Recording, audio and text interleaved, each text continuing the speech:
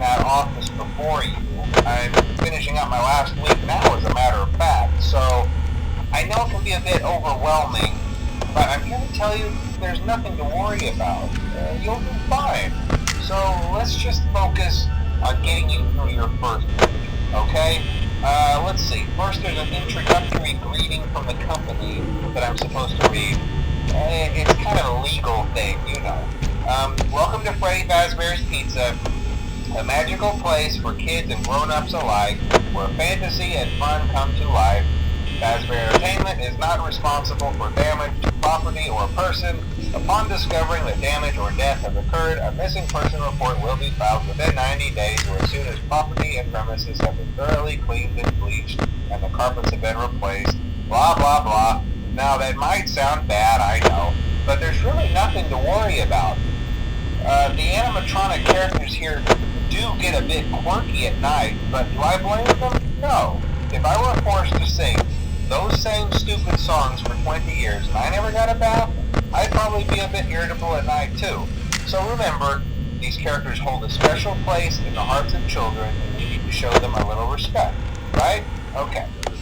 So just be aware, the characters do tend to wander a bit. They're left in some kind of free roaming mode at night. Something about their servos locking up if they get turned off for too long. They used to be allowed to walk around during the day too, but then there was the bite of 87. Yeah, it's amazing that the human body can live without the frontal lobe, you know? Now concerning your safety, the only real risk to you as a night watchman here, if any, is the fact that these characters, if they happen to see you after hours, probably won't recognize you as a person. They'll most likely see you as a metal endoskeleton without its costume on. Now, since that's against the rules here at Freddy Fazbear's Pizza, they'll probably try to forcefully stuff you inside a Freddy Fazbear suit. Now, that wouldn't be so bad if the suits themselves weren't filled with cross beams, wires, and animatronic devices, especially around the facial area. So you can imagine how having your head forcefully pressed inside one of those could cause a bit of discomfort and death. The only parts of you that would likely see the light of day again would be your eyeballs and teeth that would pop out the front of the mask. Yeah, they don't tell you these things when you sign up. But hey, first station of the breeze. I'll chat with you tomorrow. Check those cameras and remember to close the doors only if absolutely necessary. Gotta conserve power. Alright, good night.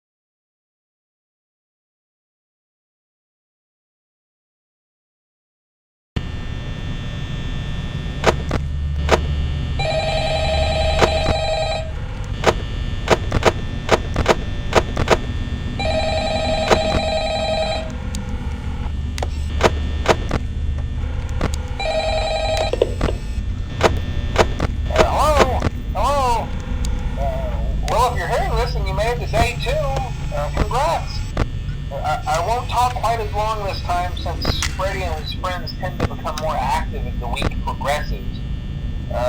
It might be a good idea to peek at those cameras while I talk, just to make sure everyone's in their proper place, you know. Interestingly enough, Freddy himself doesn't come off stage very often. I've heard he becomes a lot more active in the dark, though, so hey, I guess that's one more reason not to run out of power, right? I also want to emphasize the importance of using your door lights. There are blind spots in your camera views, and those blind spots happen to be right outside your doors. So if you can't find something or someone on your cameras, be sure to check the door light. You might only have a few seconds to react. Not that you would be in any danger, of course. I'm not implying that. Also, check on the curtain in Pirate Cove from time to time. The character in there seems unique in that he becomes more active if the cameras remain off for long periods of time. I guess he doesn't like being watched. I don't know. Anyway, I'm sure you have everything under control. Talk to you soon.